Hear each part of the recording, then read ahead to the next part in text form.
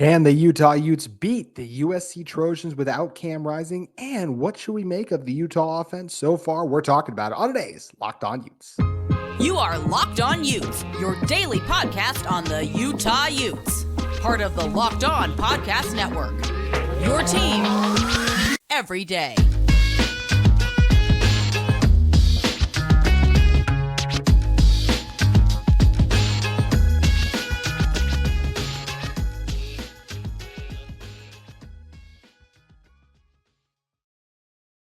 Hello, everyone, and thank you for making Locked On Utes your first listen every single day. We're available on all platforms, including YouTube and wherever you may get your podcasts. If this is your first time listening, make sure you guys like and subscribe. We did cross over 2,000 subscribers last week, so a huge thank you again to all you guys who did subscribe, and look forward to interacting with all you future subscribers as well. Hopefully, although I don't know how many of you will be the USC fans will be subscribing for this episode. That will be only time will tell with that one. But today's episode of Locked On Utes is brought to you by Gametime. You can download the Gametime app, create an account, and use code LOCKEDONCollege. It's all caps, no spaces, Locked On College, for $20 off your first purchase.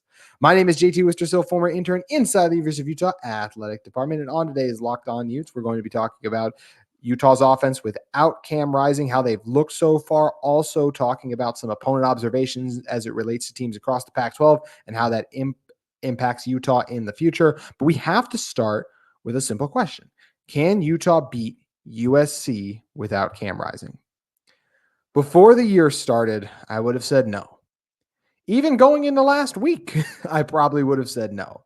But two things happened. We'll dive into the second a little bit more in the second segment, but the Utah offense showed some signs of life and some potential to do some things this coming season. This is a Utah offense that is not ranked very highly in college football. They're 115th actually in terms of yards per game.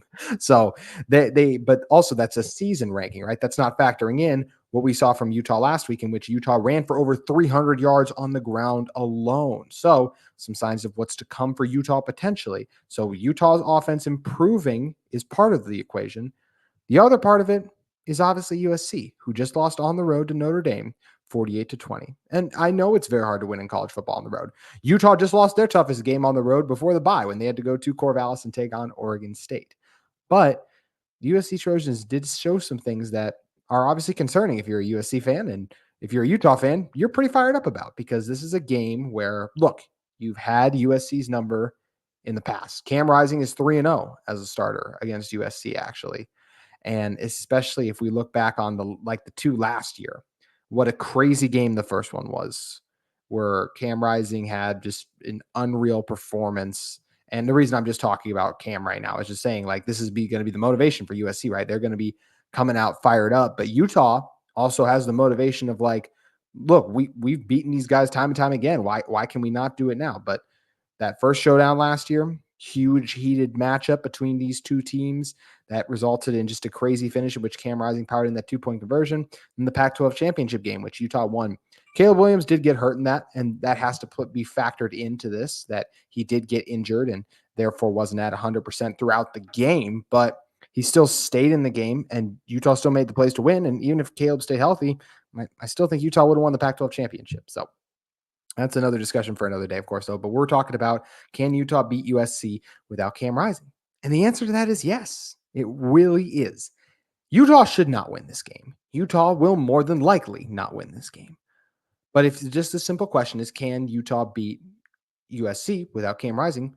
The answer to that is yes. And this isn't one of those things where, can Rutgers beat Ohio State? No. Utah is a top 15 team. Utah is ranked higher than USC. Now, I don't expect many people to pick Utah to win this game. I still think I might pick Utah, but even I'm on the fence kind of just because of all the circumstances of how motivated USC is going to be in this one, just off that bad performance last week. It's going to be tough for Utah, even if Cam Rising was healthy. This is a game that a lot of people pegged on Utah's schedule for a loss, and it could definitely fall that way. But when you look at some of the issues the Trojans had last year, particularly last week, all of the interceptions that Caleb Williams threw were under duress. Utah's got a really good pass rush. They just had 5 sacks this past week. They have one of, if not the best pass rusher in college football right now, in Jonah Ellis, who's right up there with some of the best guys. You have defensive tackles who can push the pocket. You bring multiple blitzes. That's something that really affected Caleb Williams last season. And Morgan Scalley was the best defensive coordinator in college football last year at containing Caleb Williams. I know Oregon State did some nice things against him too, but you have to do it twice. That's a whole nother challenge, which is exactly what Utah and Morgan Scalley had to do, and they were able to do it successfully. So this is a game to me where Utah, if they can muck this game up, if you can hold the USC offense to around this 20-point threshold, if Utah is able to hold USC under 30 points, I believe they'll win this game. I really think they'll find a way, because I think if you're holding USC under 30 points, USC's turning the ball over. If USC doesn't turn the ball over, they're probably going to win the game simply because of the offensive talent they have. They're going to make plays. Utah's secondary has gotten beaten at times, but this Utah defense is, through 6 games, the best it's ever been in terms of points given up. They have only surrendered 74 on the season overall. So just incredible stuff out of the Utah defense we're seeing right now. But if Utah can force some turnovers on USC, which they can, whether it's fumbles, which we've seen happen, Utah got strip sacks last year on Caleb Williams, actually. Interceptions, Caleb trying to force plays, make things happen. If Utah were to get the ball first, drive down, score a touchdown, maybe USC's offense stalls upon it, like Utah gets up like 10-0, something like, then Utah drives, kicks a field goal. If Utah were to get up 10-0, then that's a situation where USC would then be, maybe Caleb Williams is like, hey, I'm going to force something. I'm going to try to make a play. And if you're getting pressure, that's what leads to turnovers. So I'm very intrigued to see what Utah can do against the Trojans. They have a really good chance here to, even without Cam Rising, continue to prove that they belong in the top 15. I feel like they're in the top 15 more so because everyone's expecting Cam to get back, but they're not going to remove you from that top 15 spot if you don't lose. So that's what Utah's going to try to do. Utah's schedule gets very tough. I mean, we're going to talk about it at the end of the episode, but taking on Washington and Oregon very soon after, and some of the other teams on the Pac-12 schedule, it's not an easy schedule.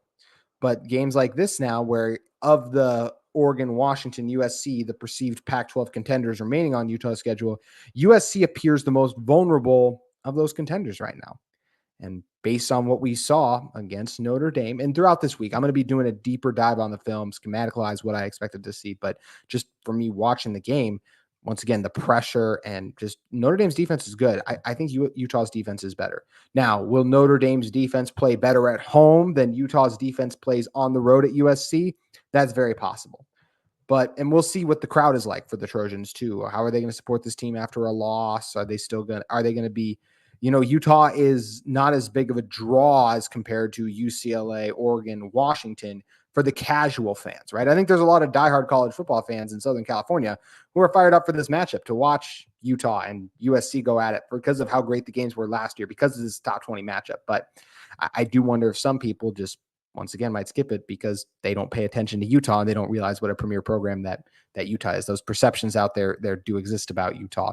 So once again, really excited for the chance Utah has here, because even without Cam Rising, their top 10 quarterback in college football and one of the best to ever play quarterback at Utah, they can do enough things defensively, especially. They can just do things defensively. They can do enough offensively to be able to go into the Coliseum and get a win. And I truly believe that based on how the 2 games played out this past weekend. And we'll be talking the X's and O's of why I think that is all week long on Locked On Utes. But I do want to focus in on the Cal game, X's and O's wise, a little more, talking about how we should currently feel just about the state of this Utah offense. We're going to be discussing that in one moment. But first, I want to talk to you guys about one of the sponsors of today's episode in Gametime. You shouldn't have to worry when you're buying tickets to your next big event. Gametime is the fast and easy way to buy tickets for all sports, music, comedy, and theater events near you. They have great last-minute deals on all prices, views from your seat, the best price guarantee even. Gametime takes the guesswork out of buying tickets. They have last-minute tickets, flash deals, zone deals, and it's easy to find and buy tickets for every kind of event in your area. They also have views from all the seats in the venue when you select that type of ticket. So you know what kind of deal you're going to be getting because you'll be able to view your seat view. And Gametime, one of the other things I love about them is they have a low price guaranteed, even event cancellation protection and job loss protection. So make sure you guys take the guesswork out of buying tickets with Gametime. You can download the Gametime app, create an account, and use the code LOCKEDONCollege. That's all caps, no spaces. Locked On College for $20 off your first purchase. Terms do apply. Again, create an account and redeem code Locked On College. That's LOCKEDONCOLLEGE for $20 off. Download the Gametime today. Last minute tickets, lowest price guaranteed. Also, want to talk to you guys about another one of the sponsors of today's episode in Prize Picks. Prize Picks is the most fun I've had, winning up to 25 times my money this football season. You just have to select 2 or more players, pick more or less on their projected stats, and place your entry. They have quick withdrawals, easy gameplay, and an enormous selection of players and stat types that make Prize Picks the #1 daily fantasy sports app. If you guys think Odell Beckham Jr. is going to have a throwback performance this coming Sunday after doing a couple of things against the Tennessee Titans today, you can select if you think he'll go for more than 50 yards. And if Josh Allen is going to continue the success he's had throughout the season, even if he struggled a little bit against the Giants last night, throwing for more, by seeing if Josh Allen going into his matchup next week will throw for more than 2 passing touchdowns. So go to prizepicks.com/lockedoncollege and use code LOCKEDONCollege for a first deposit match up to $100. Once again, go to prizepicks.com/lockedoncollege and use the code LOCKEDONCollege. That's all lowercase, no spaces, Locked On College, for a first deposit match up to $100. Make sure you guys head over to Prize Picks and get in on the great offer they have going on for you guys right now. Alrighty, talk about how we should feel about this Utah offense. As I said, this Utah offense, in terms of yards per game, they're right around 322. That ranks 115th in college football. They're below Buffalo. Shout out MAC schools. And they're only 15 spots higher than Iowa. And we all know what a meme the Iowa passing offense is. Iowa had a whopping 17 yards passing this past week, actually. Did win the game, though. So shout out Iowa getting it done against the Badgers rebuilding right now. So yeah, this in Utah, actually, in Utah also above BYU, funny enough, in terms of their offense. But it's been rough sledding for the Utah offense. But things look to be clicking a little bit better against the Golden Bears. Now, this is a Golden Bears defense that has been rough if you look at them against Washington, if you look at them against Oregon State. But they've also shown they've gotten some stops in some tough games. They held an Auburn offense to only 14 points in that matchup. So Utah still showed the ability to move the ball. They should have had a little bit more points than even they did, because you got a guy in Cole Becker who missed a 30-yard field goal, which he literally made 2 other 30-yard field goals and has been consistent for this team all season. So there's another thing right there where you could have even had a more successful outing than the 34 points you scored. But Utah figured some things out offensively, right? For example, Sione Vaki should continue to receive snaps offensively. Utah definitely needs Vaki on the field defensively, but offensively, his speed, I think in a straight track race, we've talked about like how quick Nate Johnson is. And I don't know if Nate or Sione's faster, probably Nate barely, but man, Sione might be the second fastest guy on the team. I mean, look at that 72-yard rushing touchdown, just that ability to be a home run hitting type of back, and just the quick feet, the shiftiness, the vision for a guy who is only going to continue to get better whenever he gets carries. Just when you have that special ability, you have to see the field. And that's something I'm excited, is I think we will be seeing a lot of Sione Vaki on offense going forward. You have to, because of the plays he made, had over 158 yards on the ground and 2 touchdowns. So you unlocked a new dimension to your rushing attack. So that's something that's really exciting.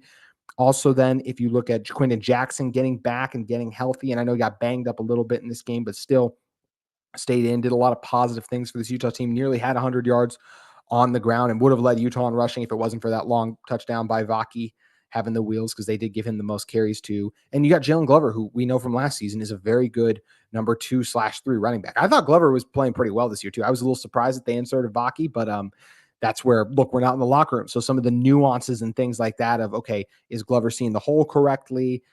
Maybe, I don't know. Like I said, I just don't know the exact reasons, but yeah, they obviously feel Vaki right now is the better running back than Jalen Glover at the moment. Maybe, even though we're going to continue to see Jalen Glover get some opportunities.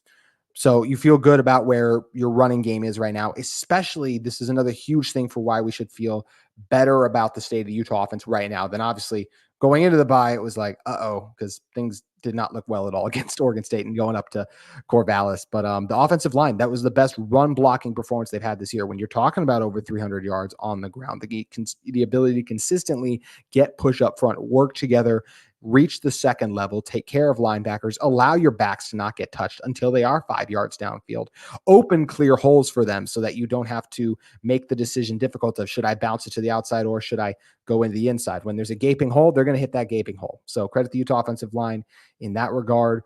Also, when you're talking about the pass protection, I felt like it was still better this game.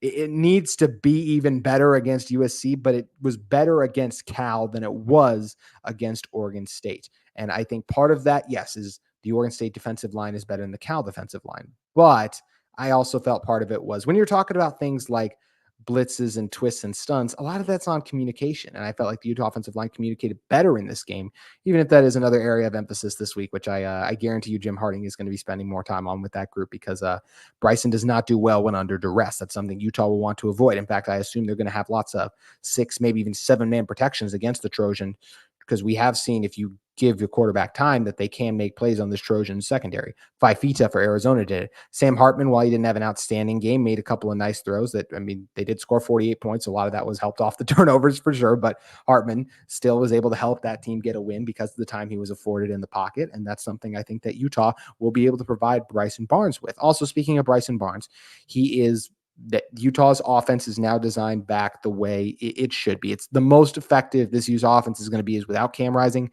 is clearly with Bryson Barnes there. We have evidence multiple games now to witness that because Bryson is willing to run it. He's a tough runner and he picks his spots of when to run pretty well. And when given time and protected, can hit open receivers. He will miss them. He will miss reads at times, but he also can hit them throughout games. Just a reminder, once again, I say this, it is hard to win in college football, especially with a backup quarterback.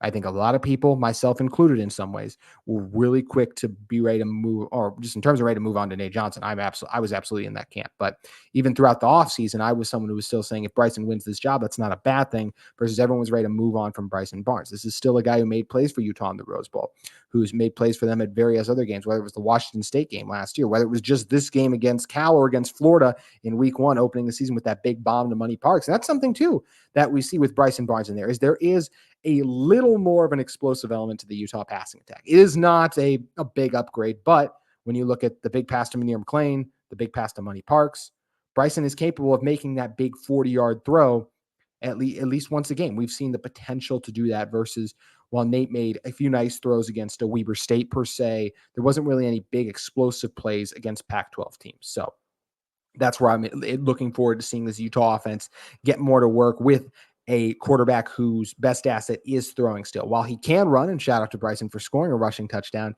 he's much more comfortable and effective operating inside the pocket to me, where he can pick apart defenses if given time and at times. He's not going to shred the Trojans defense, but Bryson can make plays. If Bryson starts, I do expect him to throw for over 200 yards against USC. I think the Utah offensive line will give him time, and you do have playmakers, whether it's Mikey Matthews coming along. Devon Vele has always played pretty well against USC, and I just, once again, feel like Utah's not doing a good enough job hitting him when he gets open. I expect that to hopefully continue to change now that Bryson is getting more of a rhythm and a feel for this offense, as he's going to be the guy who continues to start for them. When you're talking about Emory Simmons finally catching a pass, we know what Money Parks can do. We just talked about that connection, and elite tight ends in terms of pass catching with Landon King, who's come on, and of course, Thomas Yasmin with his ability.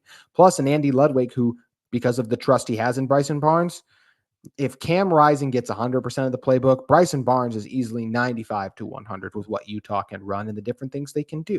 So I'm excited to see what this Utah offense can do against the USC Trojans. We should be feeling good about the state of the offense right now for what it will be. We know that you just got to set the expectations. Like, this is not going to be even close to one of the best offenses in the Pac-12. It's probably going to stay in the 100. It's not going to get higher than 70 more than likely with Bryson operating it. But when your defense is as good as Utah's is, that can be good enough to win games. And I think Utah, with Bryson Barnes playing like he did last week, with the offensive line and everyone else executing at the same level, and with Andy Ludwig being able to really unleash the plays he has called and the ones he designed up for Cam Rising, who, even though Cam's not there, you call him because you trust what Bryson can do as a backup. He won the job to be the backup because of the job he does stepping in and filling in for Cam Rising. I feel good about right now where Utah is offensively, considering the circumstances of being without Cam Rising, of course. So, yeah, I think we should feel encouraged, but Definitely a chance that things could go awry at USC, but I feel good right now based on what I saw against Cal and just right now with the players that Utah has healthy and available to them at the moment. But that might change in the future based on what we see from about Utah's offense and just Utah's schedule in general. That could definitely change based on what we continue to see from other Pac-12 teams. Weekly, we talk about our opponent observations here on Locked On Utes, and I have some more opponent observations I want to get to that do not relate to USC. That's what we spent the entire episode talking about, but dive into past and definitely heavy on the future opponents that Utah is going to face and what's the recent outcomes of the latest Pac-12 slate of games means for the Utah Utes. We'll be discussing that in one moment, but first, I want to talk to you guys about our friends at Athletic Brewing Co. And with Athletic Brewing Co., now it's time for your Game Changer of the Week, brought to you by Athletic Brewing Company. Much like Game Changer of the Week this time for Utah, I am going to go with, sometimes it just takes a second, then the obvious answer does hit you over the head like a sledgehammer. It's, of course, Sione Vaki for his ability of what he did offensively and defensively. But just like Sione Vaki, Athletic Brewing has completely changed the non-alcoholic beer game. They make non-alcoholic beers that actually taste good.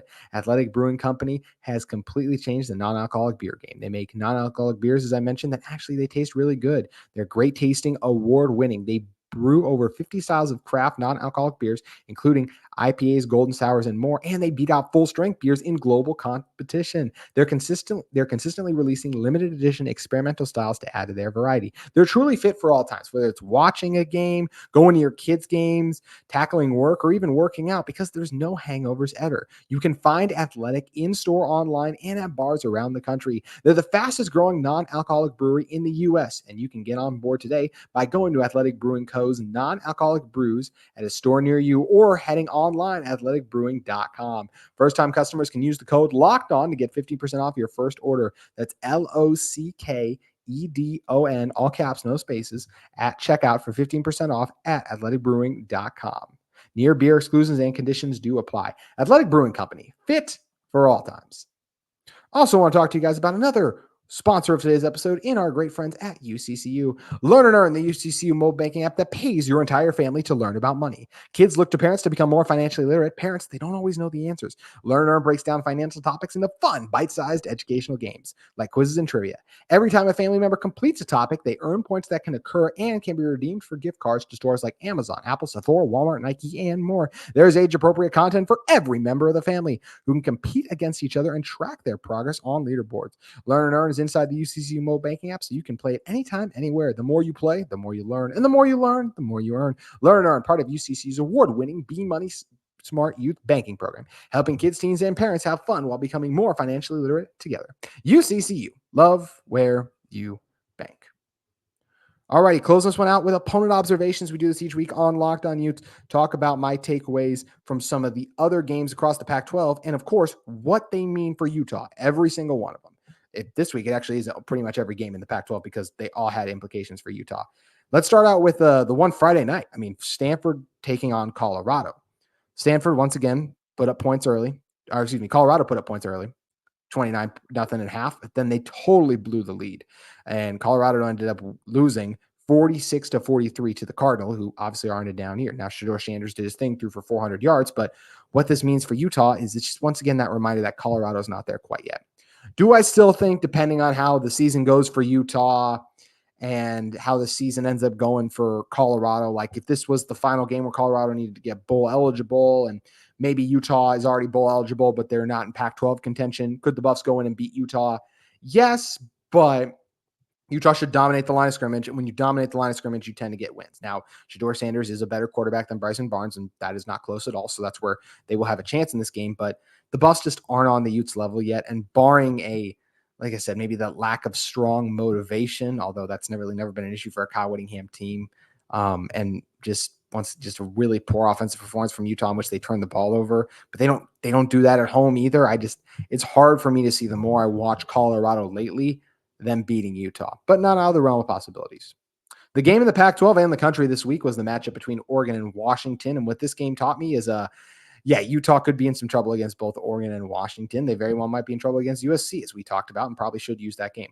Utah taking on Oregon, Washington, and USC. Utah probably should go 0-3, just based on if you watch Utah and you watch USC, because like we said with USC, I know USC is not ranked in the top 15, but it's hard to beat top 15 teams on the road in college football. We just saw Utah lose to one in Oregon State recently. And then when you look at the Oregon and Washington game, Oregon, they're a legitimate top 10 team. It's hard to beat top 10 teams and your starting quarterback is not available even when you play at home. And then when you talk about a Washington team too, they, for my money, might be the best team in college football. I guess you got to give Michigan that nod, and maybe Georgia still right now, but man, I think Washington is a really strong case to even be 3. So yeah, as much as I probably will want to get crazy, like by the time Utah plays Washington, especially in Oregon, so still, it's going to be so hard for Utah to win those games, even with the Utah offense functioning as solid as it can be, just because it's, once again, whenever you're missing a player Cam Rising's caliber, it's just really hard to win in college football. So that's what Oregon and Washington was just like, oh yeah, these two teams are legit, and it's going to be really hard for Utah to get out and get the win against them. Other matchups in the Pac-12, you have Oregon State took on UCLA. Talked about how hard it was to win in Corvallis, as they just not upset, but they beat another top 20 team. UCLA came to them, and the Beavs emerged with a victory. It maybe hurts Utah a little bit that UCLA lost, but it also makes their Oregon State loss not look as bad. And Oregon State's the better team. It's not surprising to see them win. Dante Moore just not quite there yet. So, but hopefully UCLA can continue to win, so that win looks good for Utah. Then you get the Arizona Washington State game, was the last game in the Pac-12 this week. How about Arizona? 44-6 against Washington State. This is a Cougars team that, yes, they did suffer the disappointing loss a week ago, but against UCLA, but this is still a team that has good wins. They beat Oregon State. They beat teams like Wisconsin. They've hung tough all season, and they've shown the potential to be an elite team. So to see them lose to Arizona was a little bit of a surprise, but also when you think about just the slow ascension this Arizona team has been on, they went into the Rose Bowl, which isn't as hard, obviously, when the Bruins are just playing there, but they beat UCLA last year. That was a good UCLA team they beat on the road. They now went in and beat a difficult Washington State team at 2. And that's one, once again, also on the road. They went into the Cougars' house and got the victory. So last year, you got one big upset on a top 20 team. This year, you already got one upset on a top 20 team. If Utah's not careful, they could definitely slip up against Arizona. This is a for real Wildcats team. Jed Fish has been slowly but surely climbing. Fifita is the real deal at quarterback. We know they have good receivers, and their defense is coming off holding Washington State to 6 points, so they're gaining confidence too. Utah is in for a tough test when they go down to Tucson. They can definitely get the win in that one, but it's not going to be easy. That's the theme of Utah's schedule. We just went through all their remaining games. And maybe our Arizona State. That's the one where at home, Arizona State, that should be an easy win for Utah. I say should be. We also thought the Cal win would be an easy one at the start of the season. And then even looking back on that now, it's like, man, that was tougher than we thought it would be, because there was no Cam Rising. So that's what makes the rest of the schedule tough for Utah. No Cam Rising, but they've been 5-1 without their starting quarterback all season long. So make sure you guys keep it at Locked On Utes throughout the rest of the week, as we will be discussing if Utah really can pull off this upset. I really believe they can without Cam Rising. I gave some of my reasons today, but we'll be doing X's and O's the next couple of days. I'm going to be breaking down the USC offense versus the Utah defense, how I see that side of the ball matching up. I'm going to break down the Utah offense against the USC defense. Also through this week, we'll be talking with Mark Colkin of Locked On Utes, Spencer McLaughlin of Locked On Pac-12. This is the biggest game of the season so far for Utah, and it is going to be one of the biggest weeks that Locked On Utes has had yet in terms of our coverage. So we can't wait for you guys to continue to join us for future episodes, and we thank you for making us your first listen every day and spending 28 minutes with us here today. That will do it for our show today, but we look forward to seeing you tomorrow.